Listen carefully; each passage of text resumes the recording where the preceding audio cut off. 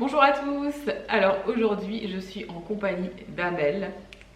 Bonjour. Amel qui va témoigner, nous raconter un petit peu son chemin de vie, ce qui s'est passé avec ses troubles du comportement alimentaire, pourquoi elle a fait appel à nous et puis comment ça s'est passé en fait, tout le déroulement des choses. À quel moment tu as acheté la formation, pourquoi tu as eu le déclic de changer aussi par rapport à tes troubles du comportement alimentaire, qu'est-ce que ça t'a apporté. Et raconte-nous un petit peu tout ça parce que ça peut intéresser énormément de femmes justement qui sont dans cette situation de troubles du comportement alimentaire. C'est vrai que moi aujourd'hui j'en accompagne vraiment beaucoup et c'est quelque chose qui revient, c'est récurrent, c'est très souvent, voilà, je suis addict au sucre, j'ai des problèmes de comportement alimentaire, j'ai faim tout le temps, je fais des crises de boulimie, donc voilà, il y a beaucoup de femmes, des appels au secours, etc. Et comme toi, par rapport à tout ça, tu as fait un long cheminement et tu es sortie de ces addictions, même si il y a toujours des petits moments de doute encore, voilà, mais est-ce que tu peux nous raconter ton vécu? Comment tu as, on va dire, quelles ont été les solutions pour toi? Comment tu as réussi à t'en sortir? Et à ton avis, pourquoi tu avais ce genre de trouble du comportement alimentaire?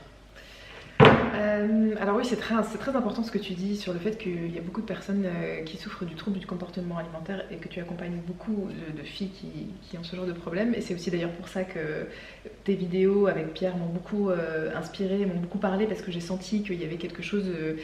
voilà, j'avais l'impression enfin d'avoir un peu des réponses à travers vos différentes vidéos sur des questions que je me posais. Et en fait, moi, ça a commencé vraiment enfant.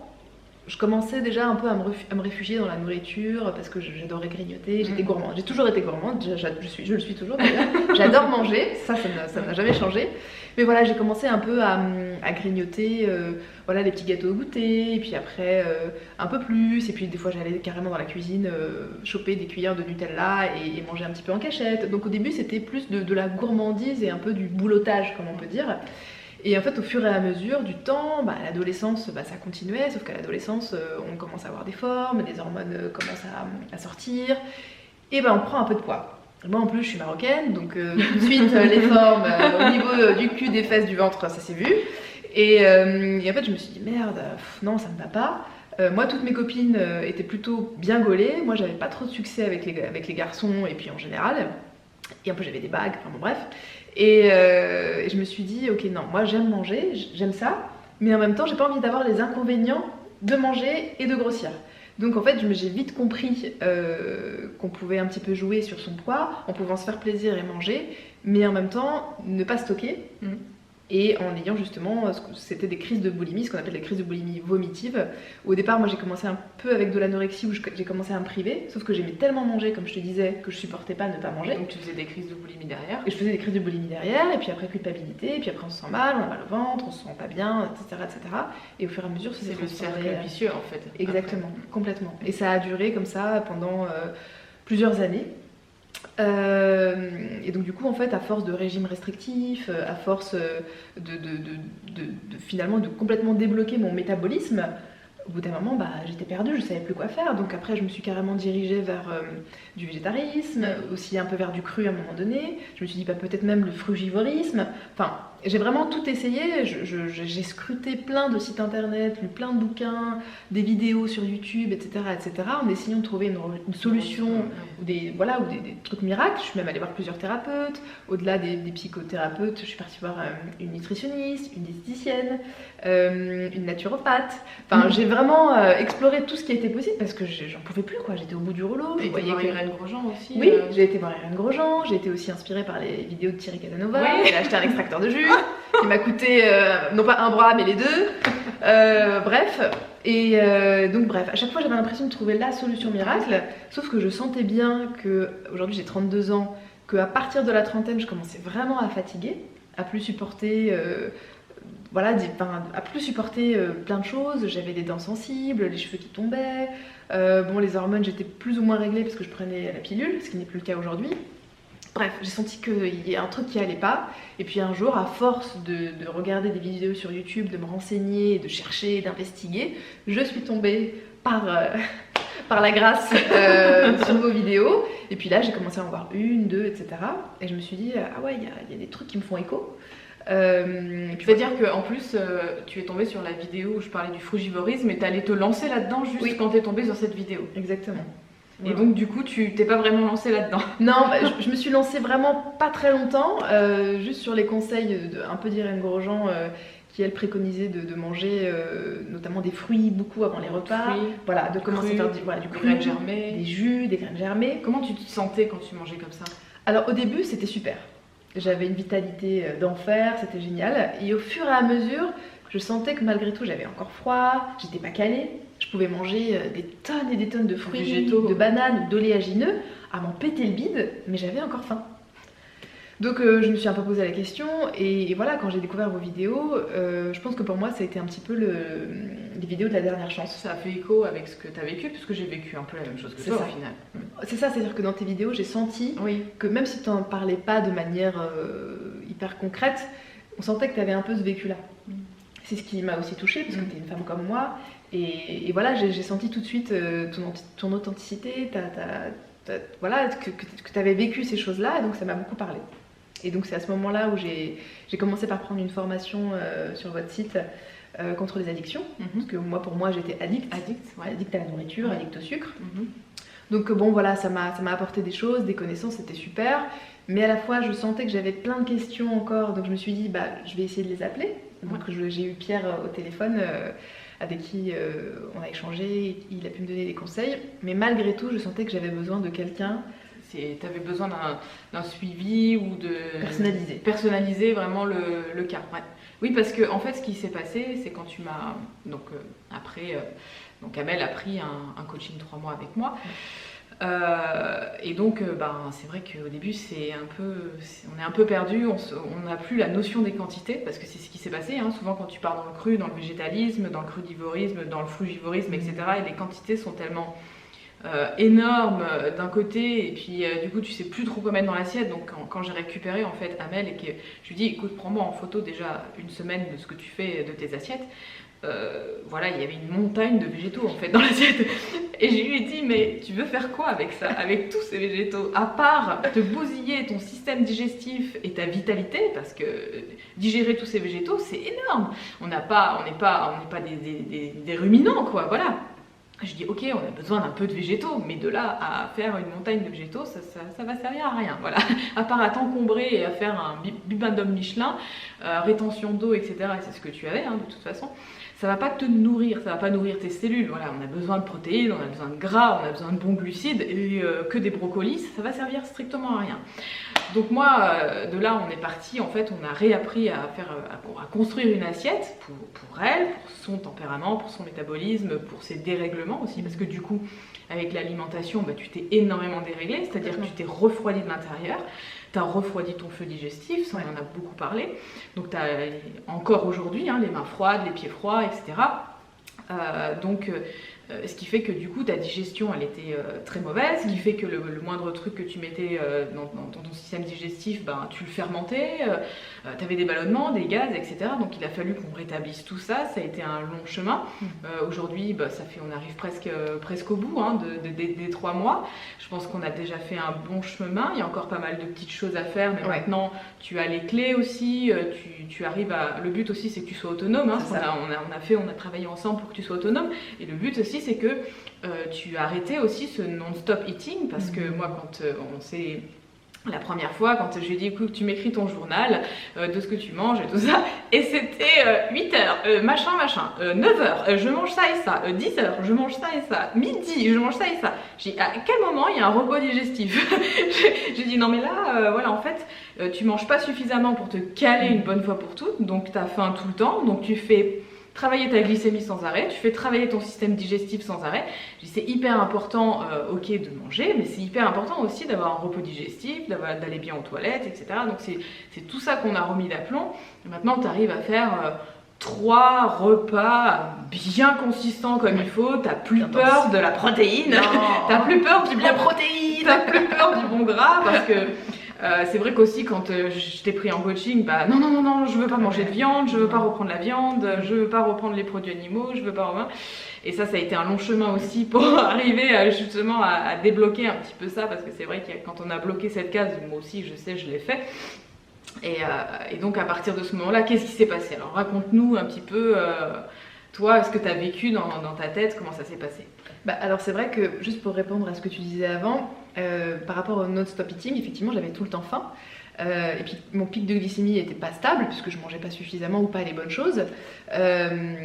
Donc j'avais tout le temps faim, donc c'est pour ça que je grignotais souvent dans la journée. Mais je me disais, je mange des choses saines, c'était des bananes, des oléagineux, donc pour moi ça me posait pas de problème. Et puis surtout, le repos digestif aussi dont tu parlais, je me disais, bon, pas de problème, je vais faire un jeûne de temps en temps, ou j'allais commencer, mais heureusement je l'ai pas fait, à faire des lavements. Je me suis dit, bon, bah voilà, pour pouvoir nettoyer mes intestins, je vais faire des jeûnes, des lavements, etc. Ça va être super. Sauf que non.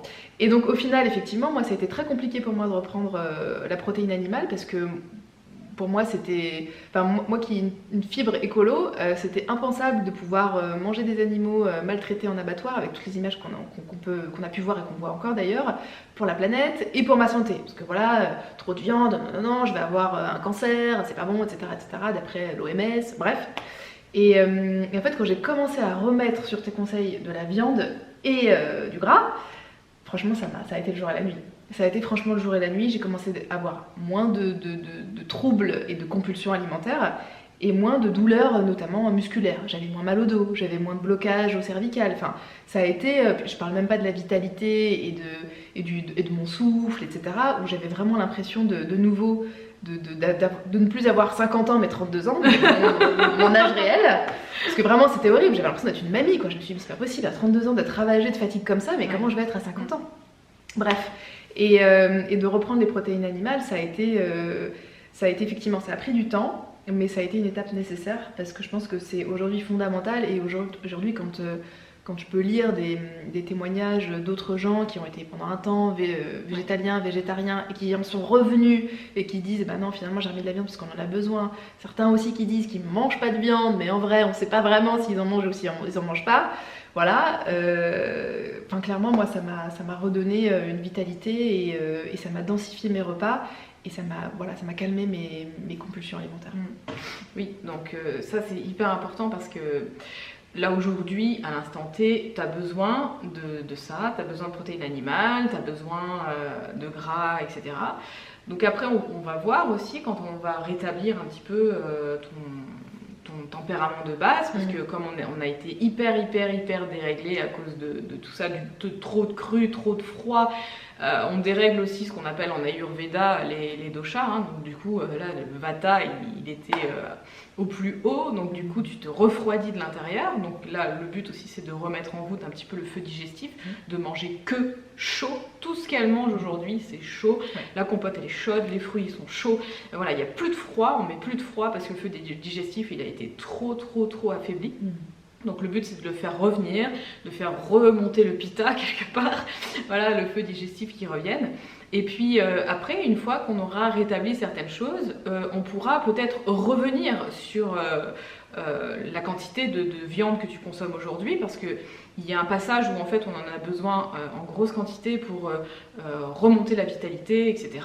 Et après, on va pouvoir voir et doser, descendre, peut-être même enlever la viande rouge et puis la remplacer par de la viande blanche et puis du poisson, etc. Des œufs, et voilà, et puis remettre de la viande rouge peut-être qu'une ou deux fois par semaine. Donc après, il faut vraiment qu'on regarde aussi au niveau vitalité, comment on se sent, et pourquoi pas faire des tests aussi, se dire, bah voilà, cette semaine je mange 2 fois de la viande rouge, ok, bah là je me sens super bien, c'est impeccable, je me sens bien, ou alors je me sens super fatiguée, faut que j'en mange 3 fois par semaine, je me sens mieux, ou tous les jours, voilà. Après c'est à chacun de doser. Je sais qu'il y a des personnes qui se sentent très bien juste avec de la viande blanche, ou d'autres personnes qui se sentent très bien juste avec du poisson et des œufs. Voilà, il y a des personnes qui sont faites pour manger beaucoup de produits animaux et beaucoup de viande, il y en a d'autres qui sont faites pour en manger un petit peu moins. Donc ça c'est après à chacun de trouver son équilibre et surtout de régler en fait le déséquilibre qui a été à la base. Voilà, pour toi ça a été ça.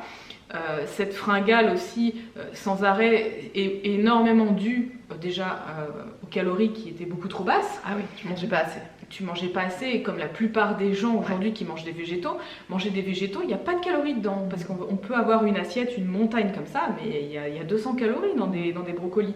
Bon après c'est vrai que quand je vois des personnes qui me comparent des brocolis à du steak haché en disant qu'il y a la même quantité de protéines dedans, ça me rend dingue en fait, parce que c'est pas du tout la même chose. Il en faut une quantité astronomique. Il faut ça de viande pour avoir, je sais pas, 10 grammes de protéines, mais il faut ça de brocoli pour avoir 10 grammes de protéines, et c'est de la protéine qui est dans les fibres en plus. Donc qui n'est pas vraiment assimilée de la même façon que de la protéine qui est directement dans de la viande et qui est directement assimilable. On va dire que la chaîne n'est pas la même. L'autre, elle est entourée dans des fibres, il faut la décortiquer, etc.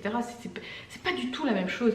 Sur le papier, on peut dire oui, il y a la même quantité de protéines, mais le corps, il va pas l'utiliser de la même façon. En plus, la protéine des végétaux, elle est jamais complète.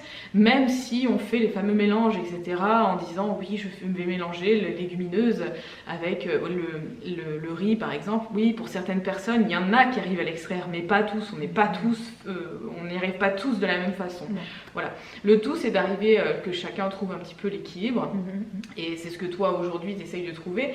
Donc, ce qu'on a fait aussi, c'est que je t'ai donné les clés pour calculer un petit peu tes calories, pour t'apercevoir en fait de ce que ça fait une journée avec les calories qu'il faut pour toi. En général, une femme active qui va faire des activités, qui sort de chez elle, qui va marcher, qui a une vie sociale, qui fait plein de choses, etc., qui n'est pas forcément une sportive de haut niveau, voilà, les besoins journaliers sont environ de 2000 calories. Aujourd'hui, c'est vrai que moi, je ramasse des gens qui sont en dessous de leur BMR, c'est-à-dire le métabolisme de base, donc allongé comme ça, en mode je suis dans mon lit, je fais rien du tout, le corps brûle des calories juste pour respirer, pour faire fonctionner le cœur, les mouvements du corps, la digestion, etc. Tout ça, ça demande de la calorie, et en général, pour une femme, on va dire d'1m70, d'une trentaine d'années, un métabolisme de base, c'est 1400 calories. Donc ne jamais aller en dessous de 1400 calories, sinon c'est le désordre en fait au niveau métabolique. C'est des désordres métaboliques, et ça c'est vachement grave, et après c'est super dur à remonter. C'est pour ça qu'au début on a tendance à reprendre du poids, parce que forcément le corps il reprend des choses. Mais voilà, il ne faut pas aller en dessous de ça. 2000 calories c'est très bien. Après, si on veut faire du sport et qu'on veut s'activer encore plus, voilà, on peut monter 2200, 2300, 2400 en fonction de son activité physique. Mais il est important de ne pas aller en dessous de ce quota calorique, même si on veut perdre du poids. Moi, ce que je dis souvent, voilà, vous voulez perdre du poids, ok, d'accord, faites un peu du sport, mais gardez vos calories suffisamment hautes pour faire fonctionner votre corps. Votre système hormonal aussi, il a besoin de gras, il a besoin de calories. Tout votre corps, il a besoin de calories. Et ça, toi, c'est une notion, par exemple, que tu n'avais pas. Pas trop. Alors après, c'est vrai que maintenant, avec toutes les applications qu'on peut trouver sur Internet, les fitness pads, le chronomètre, etc., moi j'avais calculé justement mon métabolisme de base, je m'étais un peu renseignée sur ce que c'était. Parce que voilà, je cherchais des réponses partout, tellement j'étais perdue. Et puis j'entendais tellement de choses, tout et son contraire. On entend tellement de choses sur Internet qu'on ne sait plus qui croire ou quoi penser. Et donc j'avais vu que a priori, mon âge, mon poids, etc., c'était à peu près effectivement 1350-1400 calories de base, de métabolisme. Donc je me suis dit, c'est bon, je vais être sur mes 1400 calories par jour, et puis pas plus. Si je fais plus, oh là là, mon Dieu, je vais prendre du poids, je vais pas être dans mon truc et tout. Mais non, mais en fait j'ai compris que 1400 calories, c'est vraiment le minimum vital, comme tu disais, si tu étais allongé. Mais il suffit que tu ailles même marcher, faire des courses, regarder l'ordinateur, lire, écrire, tout ça, ça fait dépenser de l'énergie. Ouais. Donc du coup, 1400 calories, faudrait même pas dire 1400 de calories, il faudrait dire effectivement peut-être 1008 ou 2000 en fonction de la personne. Mais déjà 1400, pour moi en fait, moi je compare ça un peu à la voiture. Pour moi 1400 calories, ce serait presque rouler sur la réserve. Ouais, c'est ça. Mais pour que ta voiture fonctionne, il faut que tu mettes de l'essence, il faut que tu remplisses le plein. Bah oui, c'est ça. Et pour remplir le plein, c'est pas ton métabolisme de base à 1400 ou à 1300, c'est au minimum 1600, 1008, 2000 selon la personne et l'activité.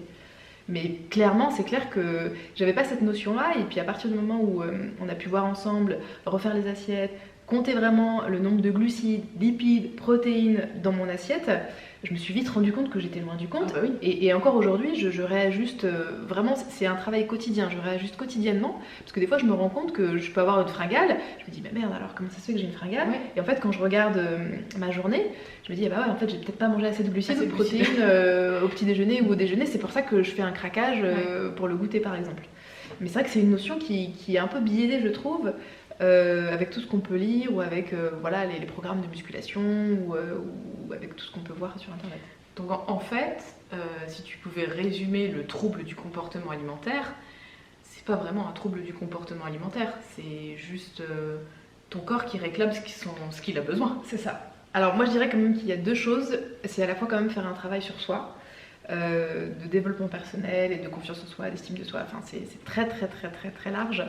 Moi ça m'a permis aussi de pouvoir mieux me connaître et m'apprécier parce que j'étais pas vraiment en phase avec qui j'étais. J'acceptais pas, j'étais pas dans l'amour de la personne que j'étais, que je suis d'ailleurs toujours. Donc ça c'est la première chose. Et la deuxième chose c'est vraiment sur le plan alimentaire où effectivement, une fois de plus, je reprends l'exemple de l'essence et de la voiture, je ne donnais pas le bon carburant. C'est-à-dire qu'aujourd'hui on va mettre de l'essence à sa voiture, on sait qu'il faut mettre du diesel, on va pas mettre de l'essence. Et ben nous c'est pareil, moi je marche au diesel pour donner un exemple, mais je mettais de l'essence, je mettais des brocolis, je mettais de la salade, je mettais pas de protéines, je mettais rien parce que j'avais des convictions et que je voulais contrôler ce que je mangeais. Sauf qu'en fait, je savais très bien que quand je passais devant une rôtisserie et que je sentais ou que je voyais un poulet rôtir, je sentais que mon corps, il y avait la petite bave, quoi, un peu comme l'emoji avec la bave qu'il y a sur nos téléphones, c'était ça, quoi, clairement. Donc oui, clairement, à partir du moment où j'ai donné le bon carburant et la base des macronutriments dont on parlait souvent, protéines, glucides, lipides, les choses ont radicalement changé. Oui, c'est hyper important parce que moi j'en parle et je le dis régulièrement, il ne faut jamais enlever un des macronutriments. Les régimes sans, moi je suis pas d'accord parce qu'à un moment donné le corps il va reprendre le dessus. Donc un régime sans glucides, je suis pas d'accord. On peut faire une petite pause pour quelque chose en particulier, mais à un moment donné il y aura un manque inévitable de quelque chose. Un régime sans protéines, ça va pas. Un régime sans glucides, ça ne va pas. Sans lipides, etc. Voilà. Il faut vraiment avoir les 3 macronutriments dans son assiette, dans son alimentation, pour que tout puisse fonctionner en synergie. Après, c'est le dosage qu'on va mettre dans l'assiette. Il y a des personnes qui auront besoin de beaucoup de protéines dans leur assiette et très peu de glucides, beaucoup de lipides, et puis il y a d'autres personnes qui auront besoin de beaucoup de glucides et très peu de protéines et un petit peu de lipides. Voilà, il faut arriver à construire son assiette en fonction aussi du profil, de ce qu'on veut et puis de ce qu'on veut obtenir aussi. Est-ce qu'on veut faire une prise de masse, est-ce qu'on veut faire une perte de poids, ou est-ce qu'on veut juste équilibrer son alimentation? Voilà, il y a plusieurs objectifs dans l'alimentation, c'est pas non plus quelque chose qui est linéaire. Et puis à ça va s'ajouter le profil de la personne et le dérèglement de la personne. Donc on peut dire oui c'est simple l'alimentation, mais pas tant que ça, parce qu'il y a quand même pas mal de paramètres qui rentrent en question et il faut arriver en fait à analyser la personne, de voir où est-ce que ça bloque, où est-ce que ça va pas, et de toute façon à partir du moment où il y a une perte de vitalité, où il y a un système digestif qui ne fonctionne pas, il y a des ballonnements, des gaz, où il y a des problèmes avec l'alimentation, c'est-à-dire qu'on va avoir des troubles du comportement alimentaire, on va jeter sur tout et n'importe quoi, on va être capable de manger une tablette de chocolat en entier en 5 minutes, enfin voilà, tout ça, ça doit être des signaux en fait qui vous disent que il y a un truc qui va pas, il y a un truc que vous faites qui ne fonctionne pas et qui va pas et qu'il faut revoir. Voilà, l'alimentation, ça doit être quelque chose de simple, ça doit pas être quelque chose de compliqué, ça doit pas être quelque chose dont vous devez tout le temps vous poser plein de questions. Voilà, ça y est, j'ai trouvé mon équilibre, je sais que mon assiette, je vais la composer de cette façon, et puis voilà. Et après, on fait varier l'alimentation, on change les choses dans son assiette, mais il faut comprendre qu'une assiette avec que de la viande, ça va pas, une assiette avec que des brocolis, ça va pas, et une bouteille d'huile d'olive, ça va pas non plus. Voilà, il faut apprendre à construire une assiette, à équilibrer ses assiettes, c'est super important. Sinon, on va aller droit vers des carences ou vers des pertes de vitalité. Et moi je voulais juste ajouter, c'est ce que j'ai dit à Céline il n'y a pas très longtemps, c'est qu'avant pour moi c'était une angoisse de manger. De me dire oh là là, mais qu'est-ce que je vais manger, comment je vais le digérer, est-ce que je vais avoir des gaz, est-ce que je vais avoir mal, est-ce que je vais être fatiguée, pas fatiguée. C'était une angoisse pour moi les repas.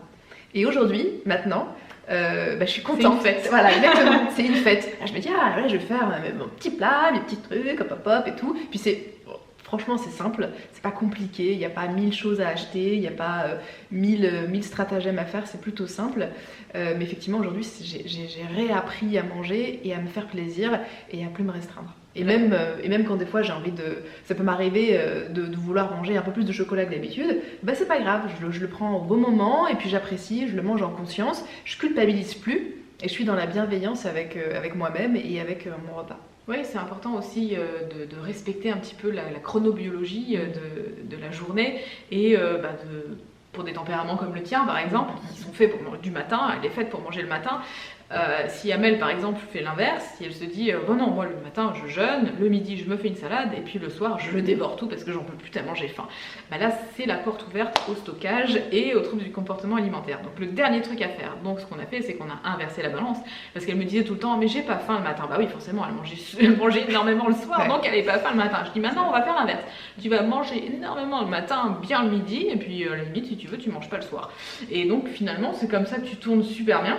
Exactement. Tu fais un espèce de pseudo-jeûne intermittent, on va dire, où toutes tes calories tu les manges dans la journée, et puis le soir, repos digestif, et puis le matin, hop, bien faim et tout, un bon petit déjeuner, bien consistant.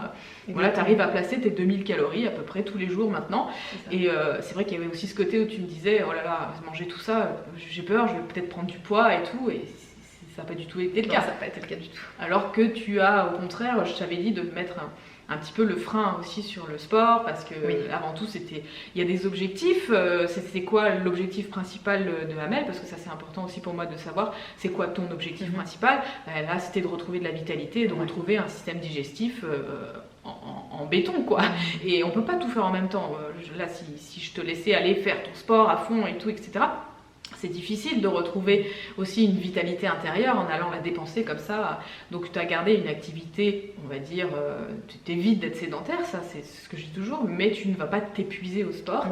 Et le but c'était de remonter un petit peu ta vitalité, et après une fois que tu seras bien vital, là tu pourras reprendre ton sport, mais ça sera plus une tare ou quelque chose que tu vas subir. Ça va être j'ai envie d'aller dépenser toute cette énergie, j'en ai plein là, j'ai à fond là, j'ai vraiment mon alimentation, et plus tu vas manger et plus tu vas avoir de l'énergie à dépenser, et plus tu vas aller au sport, plus tu vas avoir, enfin voilà, c'est vraiment ce cercle vertueux que j'essaye vers lequel j'essaye de t'amener le plus possible, et vers lequel on est en train d'aller. Et voilà, moi, je suis vraiment contente du travail qu'on a fait pendant moi aussi.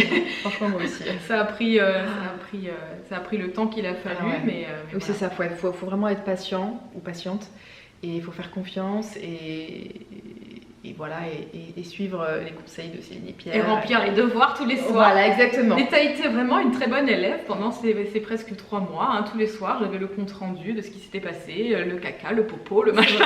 C'est vrai. Elle m'encourageait dans les bons moments, et puis elle me remontait les bretelles dans les mauvais moments, parce que c'est ça aussi, de pouvoir avoir quelqu'un qui a un regard objectif, et avec qui vous faites un feedback tous les jours, qui vous suit, Ah, j'ai pas été cool hein, par moment. Hein. Ouais, mais en même temps, franchement, c'est ce qu'il me fallait. Sur le coup, j'étais un peu vexée, mais en même temps, c'est vrai. C'est-à-dire qu'il y a une notion aussi je trouve, qui est hyper importante, c'est de pouvoir prendre ses responsabilités. Et moi, quand elle m'a remonté les bretelles, je me suis sentie un peu comme une petite fille qu'on venait de gronder. Mais en même temps, c'est ça, c'est qu'à un moment donné, ok, t'as 32 ans, et bah t'es plus une enfant, justement, et tu prends ton rôle d'adulte, tu prends tes responsabilités, et la vraie responsabilité, c'est de se prendre en main et de se dire, ok, je veux être en forme, c'est quoi ma priorité? Ma priorité, c'était d'être en forme, d'avoir la pleine vitalité, et de pouvoir faire mon âge, quoi, d'avoir la vitalité d'une nana de 32 ans et pas de 50 ans, quoi. Et tu t'imagines quand même, tu t'es fait engueuler pour des brocolis. C'est vrai. Arrête de manger des brocolis maintenant. Mange du gras et de la viande. Bon d'accord. Qui t'aurait dit ça un jour? Mais après tu vas manger ton chocolat noir, c'est pas possible. Tu vas le faire ton goûter, hein. Non mais mange ton goûter. Hein. Allez, mange ton goûter maintenant. Non mais je me retrouve très souvent, t'es pas un cas isolé, avec des coachings de personnes que je dois forcer à manger. Mais mange, pourquoi tu manges pas? Pourquoi tu sautes le repas? Pourquoi tu jeûnes? Mais pourquoi tu fais ça? Pourquoi tu fais une cure de jus? Pourquoi tu veux faire une monodiète de pommes? mais parce que je l'ai lu, on m'a dit que c'était bien pour mon corps, que c'était healthy. Voilà, pour moi, manger des fruits et des légumes, des oléagineux, de faire des jus, pour moi, c'était ça la santé. Sois vitale. Une vitalité de dingue, du sport tout le temps, et un jour tu te dis je veux faire un jeûne ou une monodiète de pommes. Ok, ça va passer nickel. Mais t'es dans les chaussettes, t'en peux plus, tu veux faire une monodiète de pommes, mais vas-y, va directement au cimetière, c'est à plus vite. Mais c'est complètement ça. Je pense que c'était clairement une question de vie ou de mort, de pouvoir vous appeler et que vous puissiez me guider, clairement. Ouais, parce qu'après, quand tu t'enfonces, c'est ça aussi souvent, c'est qu'on n'est plus du tout objectif envers soi-même. C'est clair. Et c'est ce que je vois dans beaucoup de vidéos. Je vais y arriver, ça fait 5 ans que j'essaye de manger cru, je vais y arriver, avec des cernes jusque-là. J'ai dit non mais arrête, voilà, c'est... Mais après, je comprends parce que moi, t'as été comme ça, j'ai été comme ça. C'est qu'en fait, on est ancré, pour nous, c'est la bonne direction. On rentre dans une espèce de dogme, on se dit non, on va y arriver, on veut prendre le contrôle et le pouvoir sur notre corps, mais c'est notre corps qui sait. Voilà, c'est ça. Nous on sait pas. Nous on sait pas, c'est notre corps qui sait. Sauf heureusement que les animaux savent pas lire, hein, parce que sinon... Eux, ils vont juste à l'instinct, tiens, je mange ça une fois, ça me fait du bien, bah, je continue à manger, je mange ça une fois, ça m'empoisonne, bah, je le mange plus, c'est fini. Mais nous, c'est pas, voilà, on n'est pas assez à l'écoute en fait, et c'est ça aussi que j'apprends beaucoup pendant les coachings. Écoute-toi, ça te fait quoi quand tu manges ça? Et de le noter dans un carnet comme ça, c'est vrai que ça peut donner des directions aussi, et toi-même tu écris et tu dis ah bah c'est vrai, regarde, après ça j'ai ballonné, bon bah voilà, je comprends, c'est normal, c'est parce que j'ai mélangé ça avec ça, ou parce que j'ai fait cette erreur là, et après tu la refais pas une deuxième fois. Voilà, exactement. C'est juste qu'il faut savoir qui fait quoi, pourquoi et en quelle proportion. Et puis après, de faire ces petits tests, d'être son petit chimiste comme ça, voilà, pour arriver à savoir, tiens, je vais essayer ça, ça me fait aïe, ça me fait mal, donc je le fais plus. C'est ça. Être son propre inspecteur, quoi. Ouais, voilà. J'étais mon Colombo. Mon propre Colombo, voilà. Voilà, bon bah écoute, merci beaucoup pour ton témoignage, c'est vraiment génial si ça peut aider d'autres femmes, d'autres filles. J'espère de tout cœur. Moi c'est pour ça que je prends aussi la parole, c'est de pouvoir aussi libérer la parole à d'autres jeunes femmes ou d'autres hommes, parce que ça arrive aussi aux hommes, sur ce sujet-là, parce que c'est pas quelque chose dont on a facilité à parler. Moi-même j'ai du mal à en parler encore aujourd'hui, mais voilà, en tout cas ça me fait plaisir aussi de pouvoir discuter avec toi, parce que je sais que t'as un regard bienveillant et que tu m'accompagnes et que tu accompagnes d'autres personnes. Donc moi, mon seul souhait, c'est de pouvoir faire en sorte que peut-être ça parle à d'autres personnes et que ça puisse aider d'autres personnes. Oui, c'est le but. Bon, ben vous aussi, de votre côté, si jamais vous avez vécu ce genre de trouble, n'hésitez pas à nous le mettre en commentaire, à nous raconter un petit peu ce qui vous est arrivé. Et puis nous, on vous envoie plein d'ondes positives, on vous fait plein de gros bisous, ciao. Ciao